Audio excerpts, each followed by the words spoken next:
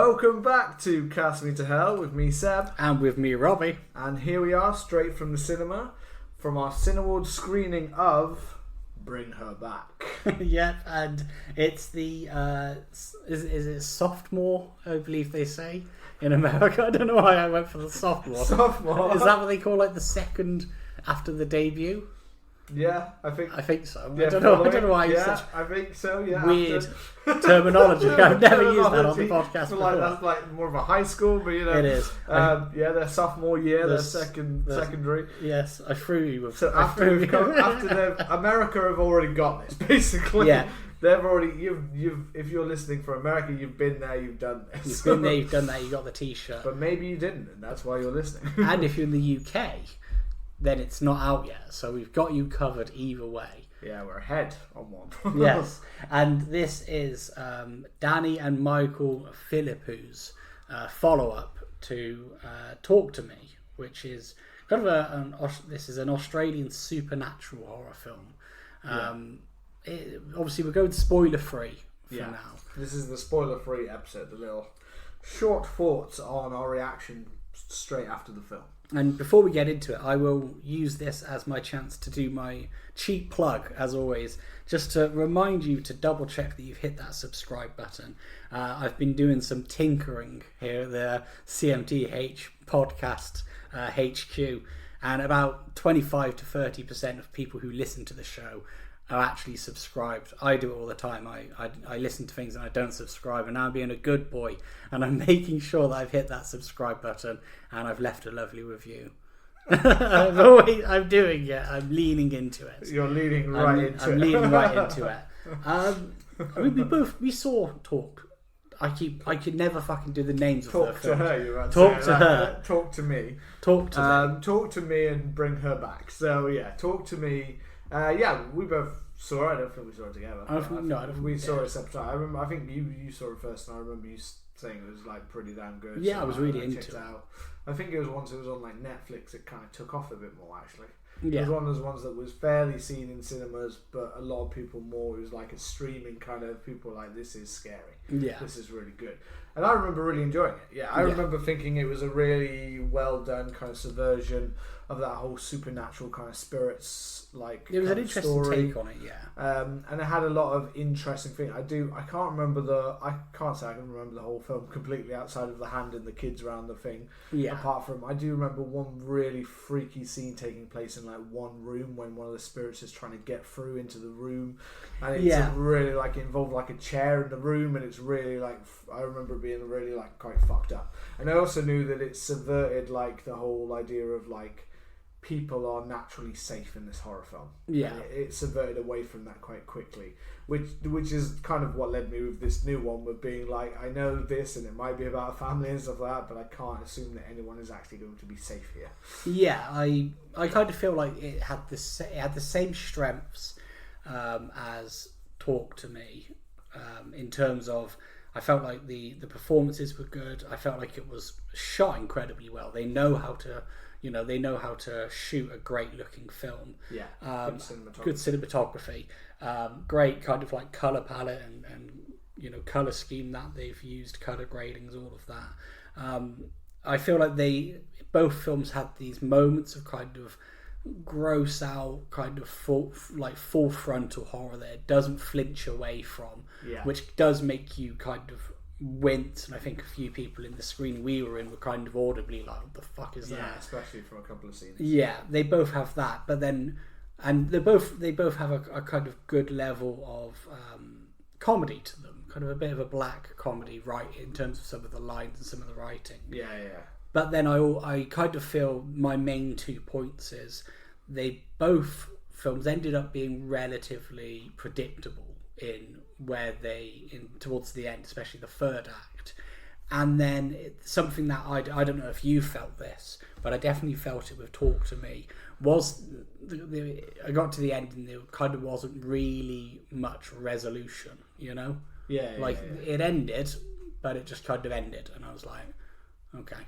Yeah, just to give a very brief summary of the kind of that one. Yeah. No, I agree with that one. It kind of ends with a slight kind of shocker of an ending, and then it's kind of that's it, kind of thing. Which I think personally, going on to bring her back, I'd say Talk to Me was a little bit more of a, because obviously it had much more, it was a teenage, it had much more of like a teenage kind of cast, or actually 20-year-olds being teenagers, whatever it is. But so therefore it kind of lent a bit more into the kind of the high school of things, like the kids drama, the teens having like playing this game, but also kind of the back and forth between them, where you've got some people that like each other, some people that don't. You've got people that are daring each other. It all played into that, which kind of made it, I guess, a little bit more light-hearted in some ways at times before we get into the real shit of the film. Kind of thing. It was a little bit more kind of wild and free kind of thing.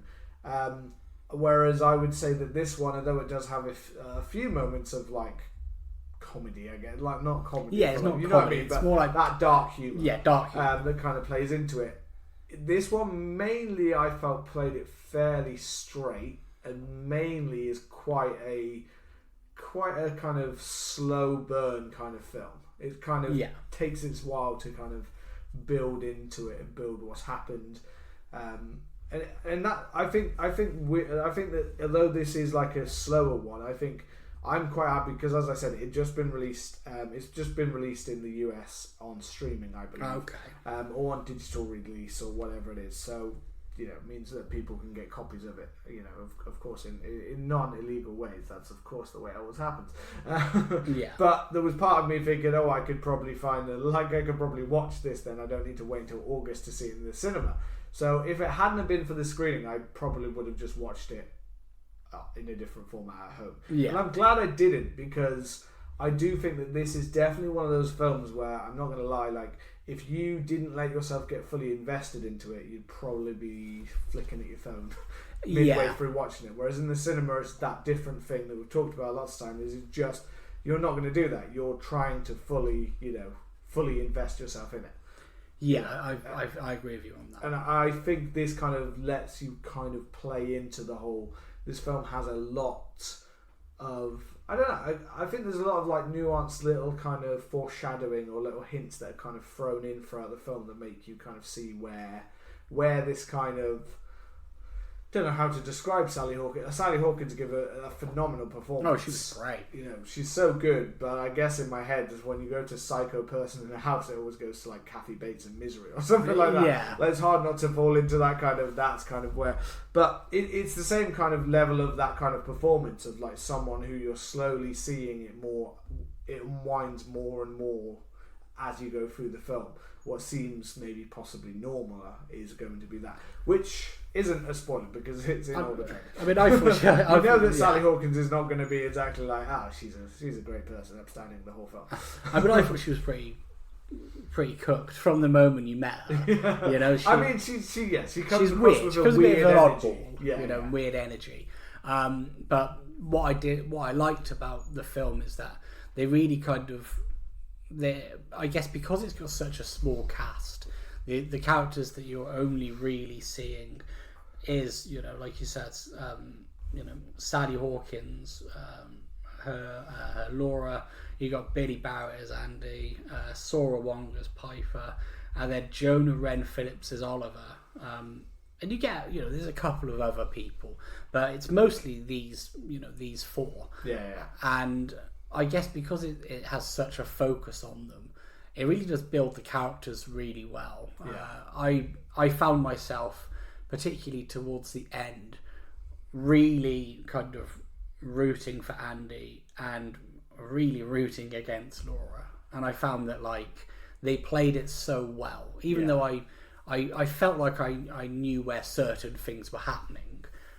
I was still hoping. I was still thinking, I hope it doesn't go that way. I hope it goes the other way. And it is, with these characters, as I said, with like Talk to Me, it is one of those ones where I think even in that one it had like stuff you're like, oh shit, I didn't expect that person to actually go. I think one of the things it did do was kind of push that boundary, even with like in terms of like younger actors, or like having children and stuff like that. There are the things pushed to that even in this one, probably to an even bigger level than Talk to Me. To be honest, that really push that kind of obviously like even like I'd say for the most part, Andy, Billy Barrett, is our main yeah, character. He's the main boy.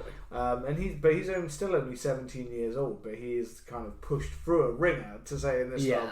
And yeah, you really hope for all of the characters that it's going to kind of work out, and that, you know, that we're going to get this kind of, something's going to happen with Laura by Sally Hawkins. You're hoping that something's going to come through, and you know, it's not saying it, but that's part of the expectation of seeing one of these films. If you've seen Talk to Me, you'd probably have a good idea that it's not going to go necessarily the way you want it to go.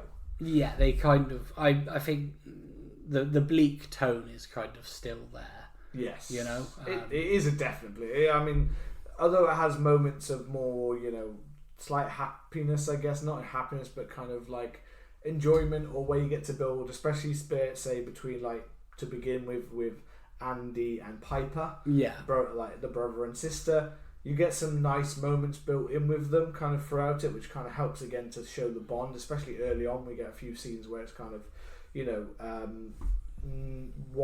Andy isn't like perfect, you know, he has a lot of trauma from the past. Piper's pretty much like a clean, you know, she's much relatively a clean she is like the one that you look at like, you know, don't touch that perfect angel kind of thing, you know what I mean, like it is kind of that, but she's also got a little bit of like a sense of humour about her, a little bit of a kind of tomboyish kind of sense of humour that kind of adds a little bit to her character as well. There's a fun bit of kind of like banter between the brother and sister. Whereas the one thing I will say about, while talking about the cast, about Sally Hawkins, the thing that I actually think makes it really strong here, and I think it comes from that she is a very good actress, is the fact that, and from the script, I guess, that's kind of played into it, is the fact that I didn't feel she ever became, it's very easy for this kind of character to become that kind of manic, you know, insane, kind of somewhat over the top kind of thing, whereas she's played as like a grieving mother, and she always kind of stays close, even when she goes, you know, even when we get moments of her going more into that kind of madness, it always feels like she's still somewhat subdued, like she never goes to the big kind of over the top heights that I think sometimes you get with the scream reveal kind of thing.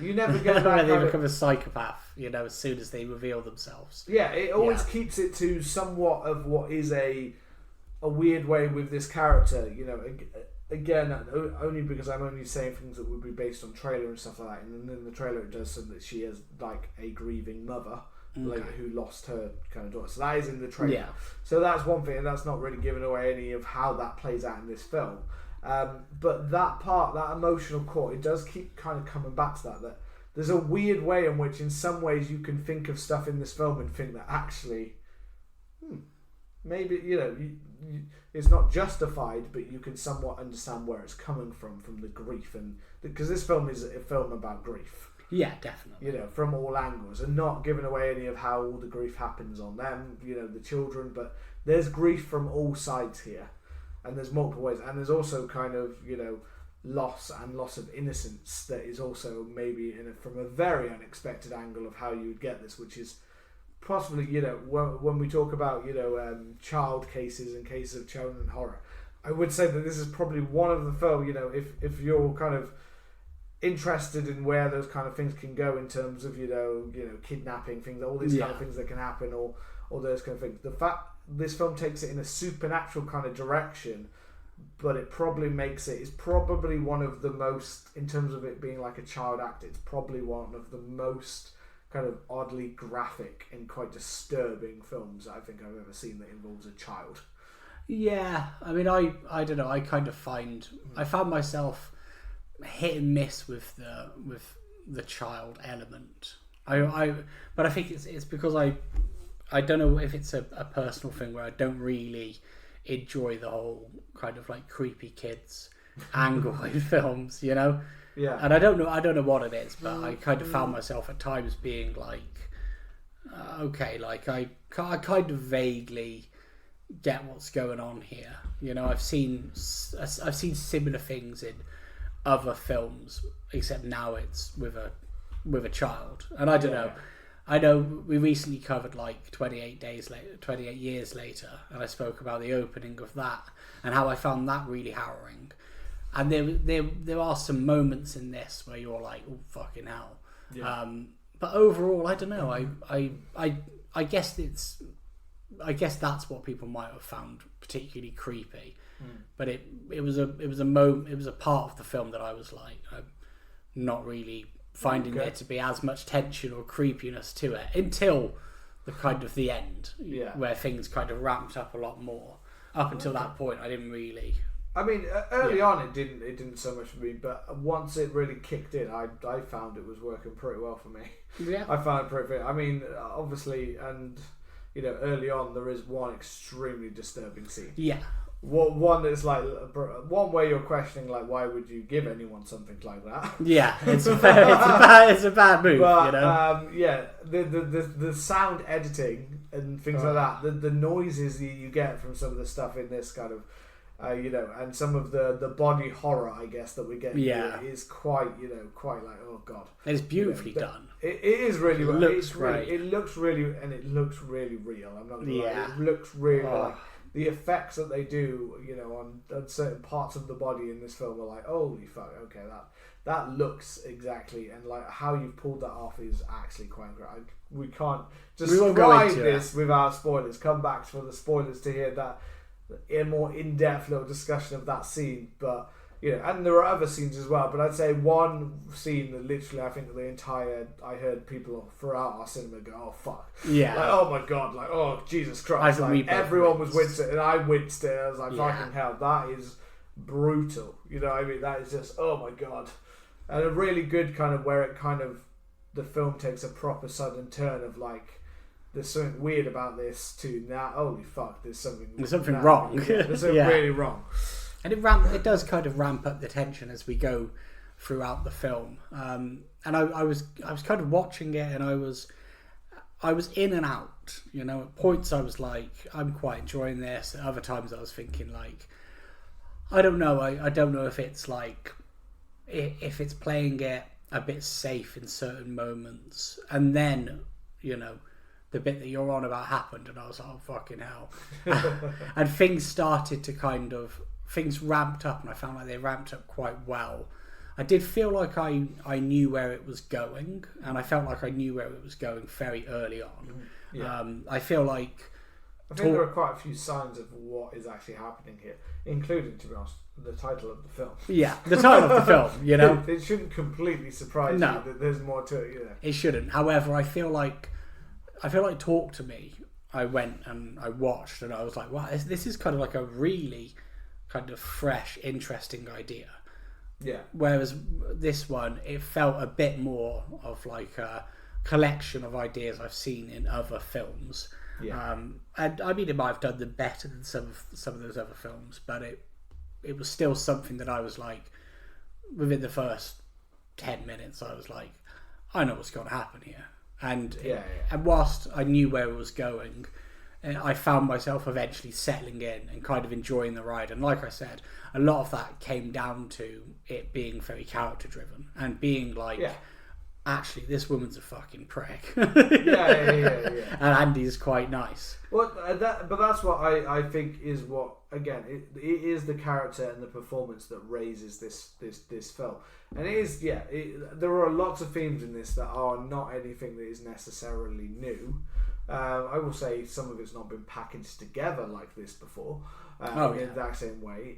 But it's not necessarily new. But I do think the hates that you feel for characters and the rooting that you're hoping for other characters is quite a strong way of bringing it for a film. I mean, like, I'm not glad it's that with like Sally Hawkins and stuff like she's already like, I can't remember if she got an Oscar or got nominated for an Oscar, but I was like, you could easily get an Oscar for this performance. Like, you're so strong.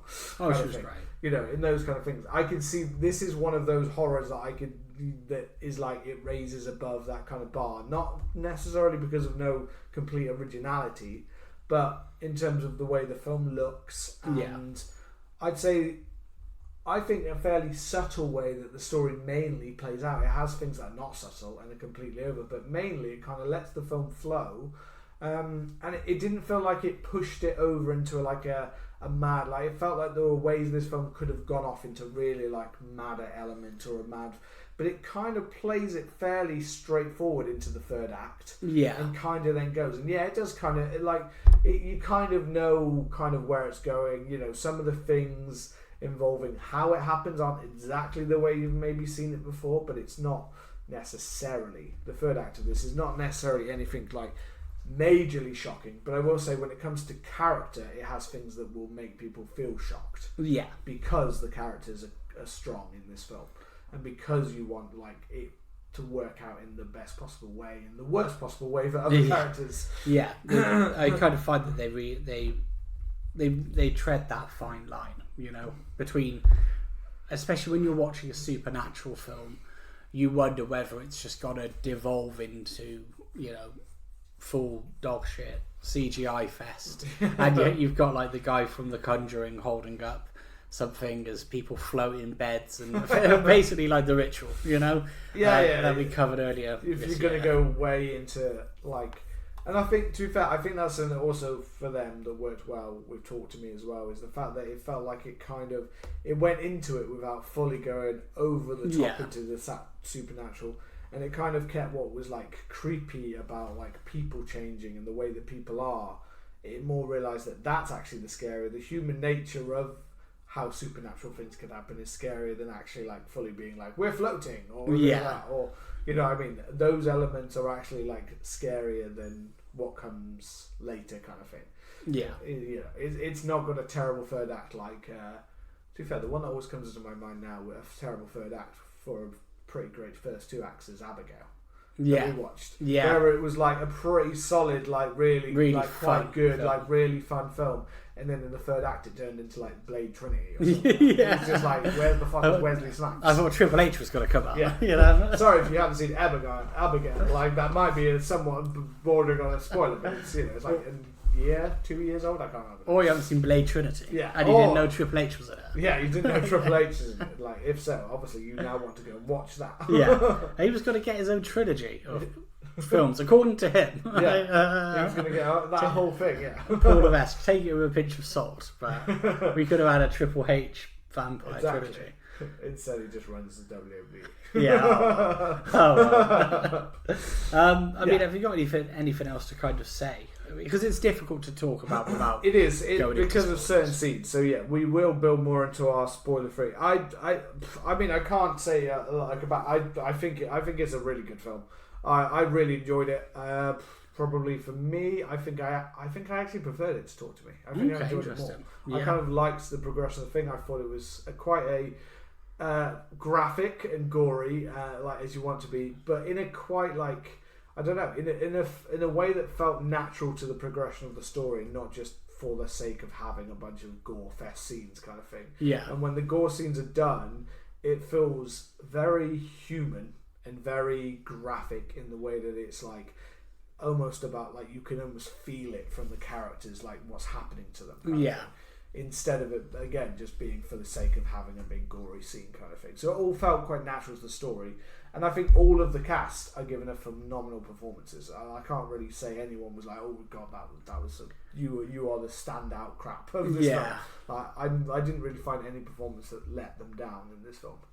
Yeah, I'm really unsure which of the two I preferred. I remember really enjoying Talk to Me, but it suffered with what I felt were some kind of like rather heavy-handed like foreshadowing, and yet again kind of like a predictability around it, whereas I felt like it was definitely more character driven, and I feel like I found myself rooting for and against the characters a bit more. The violence I kind of think was kind of even between the two. I feel like the creepiness I probably preferred in Talk to Me. But just taking it on its own merits, I think it's a really enjoyable film. I definitely recommend people go watch it when it's out in the UK, or go and watch it if it's not out in the US, because I think these twin brothers have definitely got a bright future ahead of them. They've got the CMTH stamp of approval. And yeah, I guess we'll talk more in our spoiler-filled episode. We will indeed. We will. And the way in which you can get that spoiler-free episode as soon as it's released is by scrolling up and making sure you have hit that subscribe button. And as always, leave us a lovely review. It really does help the show grow. If you've seen Bring Her Back, come and let us know what you thought of it. You can find us on Twitter and Instagram at CMTH Podcast. Try and keep it spoiler-free because us peasants in the UK haven't seen it yet. So just let us know wherever you want to hashtag Bring Her Back or hashtag Put Her Down. That was better than most times. Yeah. And we will see you over in our full spoiler-filled episode. Take care. Goodbye.